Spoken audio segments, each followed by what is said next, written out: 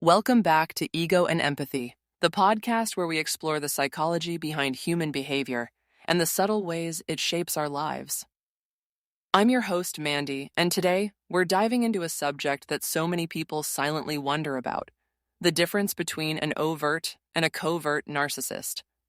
At first glance, both seem to live under the same psychological umbrella, and in a way they do. Both types are driven by the same core need: validation, admiration, and control. But the way they pursue those needs looks entirely different. One is loud, the other quiet. One takes up space, the other hides in shadows. Yet both can leave you feeling equally confused, drained, and doubting yourself. Let's start with the overt narcissist. When you meet an overt narcissist, it's usually hard to miss. They radiate confidence, often walking into a room like it belongs to them. They talk about achievements, connections, power, or success with a kind of gleaming pride. They crave attention the way a performer craves applause. Everything about them says, "Look at me." Their ego is externalized, bold, obvious, and unapologetic. You might find them in leadership roles, on social media platforms, or in circles where admiration comes easily. They often seem fearless, self-assured, even charismatic. And for a while, that can be intoxicating. But behind that polished exterior is the same fragile self-image that defines all narcissism. The overt narcissist's grandiosity isn't confidence. It's armor. It's a shield that hides a deep insecurity, the fear of being insignificant. So they overcompensate. They brag, dominate conversations, and dismiss criticism. They need to win because losing would mean exposure. It would mean their mask has cracked. Now, the covert narcissist looks entirely different on the surface. You won't find the same loud self-promotion or obvious arrogance. In fact, a covert narcissist might appear humble, sensitive, even self-sacrificing. They can seem like the complete opposite of what we imagine when we hear the word narcissist.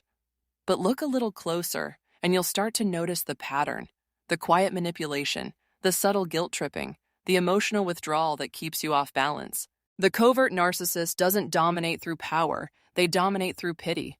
Their control isn't loud, it's laced in silence. They might tell you how much they do for others, how misunderstood they are, or how deeply they've been hurt. Their suffering becomes a currency, a way to keep attention focused on them, even if it's wrapped in empathy instead of admiration. It's emotional gravity. You get pulled in without realizing it. What makes covert narcissism so confusing is that it often masquerades as vulnerability. You want to help, to understand, to heal what's broken. And that's exactly what keeps you hooked. Every act of empathy becomes fuel. Every reassurance, every apology, every effort to make them feel seen feeds the very system that drains you. Both overt and covert narcissists share the same internal mechanism: a deep void where authentic self-worth should live. They both seek external validation to fill it, but they use different strategies. The overt one demands it, the covert one elicits it. Different tactics, same hunger. And that's what makes the covert type particularly insidious. It's harder to identify. When someone yells at you, insults you, or openly devalues you, the red flags are clear.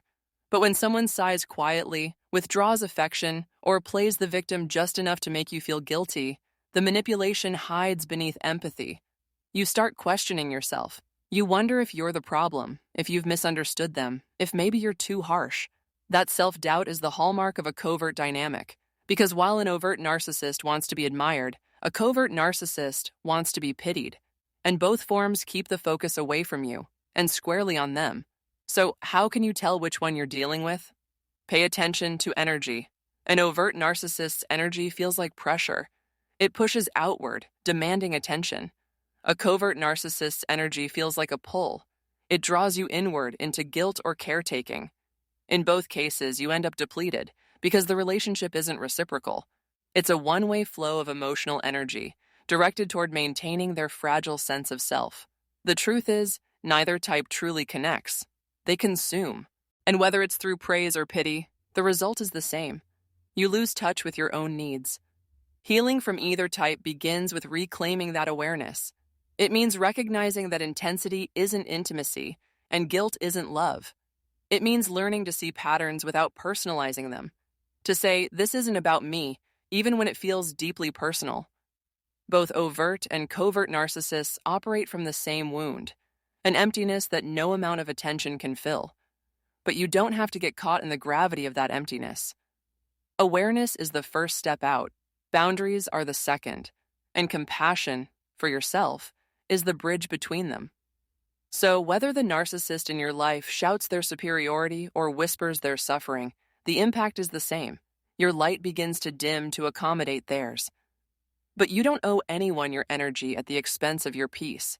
You can step back, breathe, and remember who you are outside of their story, because healing isn't about diagnosing them, it's about rediscovering you. I'm Mandy, and this has been Ego and Empathy. If this episode resonated with you, consider sharing it with someone who might need to hear it. And remember, awareness isn't just power, it's freedom. See you next time.